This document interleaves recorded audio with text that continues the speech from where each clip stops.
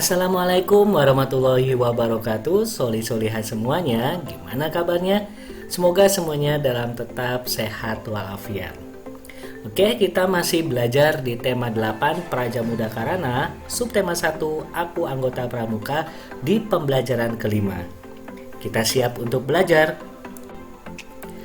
Teman-teman semuanya, anggota pramuka sering menggunakan tongkat dalam sebagai kegiatan ya. Tongkat sangat banyak bermanfaat. Tongkat dapat digunakan sebagai tempat memasang bendera regu. Tongkat juga dapat digunakan untuk membuat tiang bendera. Untuk mendirikan tenda juga menggunakan tongkat. Tongkat yang digunakan anggota pramuka terbuat dari bambu atau kayu dengan ujung yang tumpul. Jadi berbeda dengan tongkat pada zaman peperangan ya, karena kita tahu bangsa Indonesia dulu berperang menggunakan bambu runcing yang ujungnya itu sangat runcing atau sangat tajam. Nah, kalau untuk tongkat pramuka ini ujungnya tumpul. Dahulu para pahlawan menggunakan tongkat sebagai senjata dalam peperangan. Para pahlawan menggunakan tongkat bambu dengan ujung lancip. Bambu dengan ujung lancip disebut bambu runcing. Ujung tongkat ada yang tumpul dan ada yang lancip. Dibuat sesuai dengan kebutuhan. Bentuk sudut juga beragam. Ada sudut tumpul, sudut lancip, dan ada pula sudut siku-siku. Nah, teman-teman bisa memperhatikan di sini ada gambar sudut siku-siku, sudut lancip, sudut tumpul, dan sudut lurus. Coba teman-teman buat kesimpulan tentang macam-macam sudut berdasarkan penjelasan sebelumnya. Teman-teman, sudut siku-siku adalah sudut yang memiliki besar sudut tepat 90 derajat. Nah, gambarnya seperti ini ya. Jadi sudutnya itu membentuk 90 derajat. Sedangkan sudut lancip adalah sudut yang memiliki sudut kurang dari 90 derajat. Nah, seperti pada gambar ya. Ini adalah sudut lancip. Jadi kita bisa membedakan kalau sudut kalau sudut siku-siku ini 90 derajat untuk besar sudutnya, sedangkan sudut lancip ini kurang dari 90 derajat. Sedangkan sudut tumpul adalah sudut yang memiliki besar sudut di atas 90 derajat. Dan ada juga sudut lurus adalah sudut yang memiliki besar sudut tepat 180 derajat. Nah, teman-teman bisa memperhatikan gambar sudut di bawah ini dengan tentukan macam sudut pada gambar berikut. Yang pertama, ada sudut lancip, ada sudut siku-siku, ada sudut tumpul, ada sudut lancip lagi, dan ada sudut siku-siku. Nah, ini adalah jenis-jenis sudut yang kita bisa lihat dari bentuknya, ujungnya ataupun sudutnya membentuk sudut apa? Apakah lancip, siku-siku, ataukah tumpul? Nah, kalau di sekitar benda-benda yang ada di sekitar kita, yaitu dapatkah teman-teman menemukan sudut lancip dan sudut tumpul? Coba kita melihat ya. Sudut tumpul contohnya ada kursi pantai, pintu kulkas yang dibuka penuh, laptop yang terbuka lebar, jam yang menunjukkan pukul 5, dan atap rumah. Sedangkan sudut lancip ada ujung setrika, huruf A, potongan pizza, potongan kue, dan ujung pisau. Nah, teman-teman, sekarang coba kalian perhatikan gambar-gambar berikut. Amati gambar berikut yang memiliki sudut.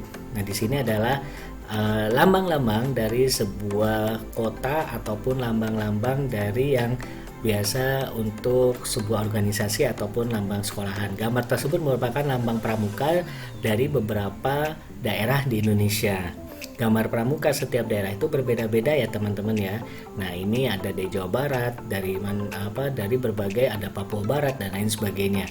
Nah, kita akan mempelajari atau mencari manakah yang memiliki sudut. Keberagaman tersebut sesuai dengan keunikan dan keunggulan yang dimiliki setiap daerah. Meskipun demikian, tujuan semua anggota pramuka di Indonesia itu sama ya teman-teman ya. Semua memiliki tujuan yang sama, walaupun mereka berbeda dari logo ataupun keunikan dari khasnya daerah masing-masing. Keberagaman lambang pramuka ini sesuai dengan semboyan negara kita. Yaitu semboyan negara kita yaitu Bhinneka Tunggal Ika. Artinya berbeda-beda tetapi tetap satu. Nah, itu mengapa banyak logo pramuka di Indonesia ini berbeda-beda tetapi dengan mempunyai tujuan yang sama. Kata ika berarti juga. Arti Bhinneka Tunggal Ika adalah berbeda-beda tetapi satu juga atau satu jua. Semboyan ini digunakan untuk menggambarkan persatuan dan kesatuan bangsa Indonesia. Bangsa Indonesia terdiri atas beraneka ragam budaya. Bangsa Indonesia memiliki banyak bahasa daerah. Bangsa Indonesia juga terdiri dari berbagai agama dan kepercayaan. Keberagaman yang dimiliki Indonesia adalah kekayaan kebudayaan. Keberagaman harus disyukuri dan kita pelihara. Oke, coba amati buku kalian. Kita akan menjawab pertanyaan yang sesuai dengan bacaan sebelumnya. Yang pertama, semboyan negara kita adalah Bhinneka Tunggal Ika. Yang kedua, semboyan tersebut dapat kita lihat di lambang negara Indonesia, yaitu burung Garuda, tepatnya di cengkraman kaki burung Garuda. Yang ketiga, arti dari Bhinneka Tunggal Ika adalah beraneka ragam. Yang keempat, arti dari kata tunggal adalah satu. 5. Arti dari kata ika adalah juga. 6. Arti semboyan Bhinneka Tunggal Ika adalah berbeda-beda tetapi tetap satu juga. Nah, coba sekarang buatlah 5 temanmu, lalu tuliskan hal-hal baik yang dimiliki oleh teman kalian. Ini contohnya, tuliskan paling sedikit 3 hal baik. Contoh, misalkan Doni baik, suka menolong, ramah. 2. Lina suka menolong, rajin dan sopan. Iva baik, suka menasihati dan tidak sombong. Fajar menghargai teman, dermawan dan ramah. Sedangkan Oci sopan, tidak membeda-bedakan dan ramah. Nah, coba teman-teman, mungkin silahkan teman-teman bisa melihat 5 teman terbaik atau 5 teman terdekat teman-teman, lalu tuliskan 3 hal yang baik dari teman-teman yang ada di kelas kalian.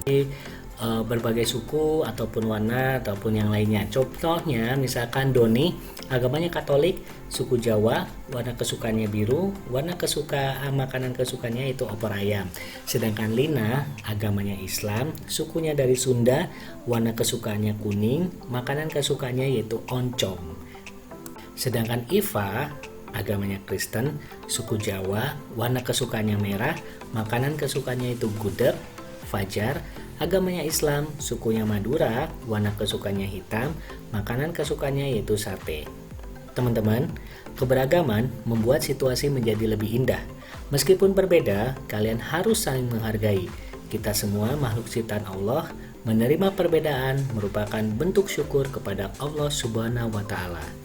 Alhamdulillah, penjelasan di pembelajaran 5 tema 8 Praja Muda Karana subtema 1 aku anggota pramuka telah selesai. Semoga teman-teman bisa memahami apa yang sudah dijelaskan. Nah, kita tutup dengan bacaan hamdalah. Alhamdulillahirobbilalamin. Wassalamualaikum warahmatullahi wabarakatuh.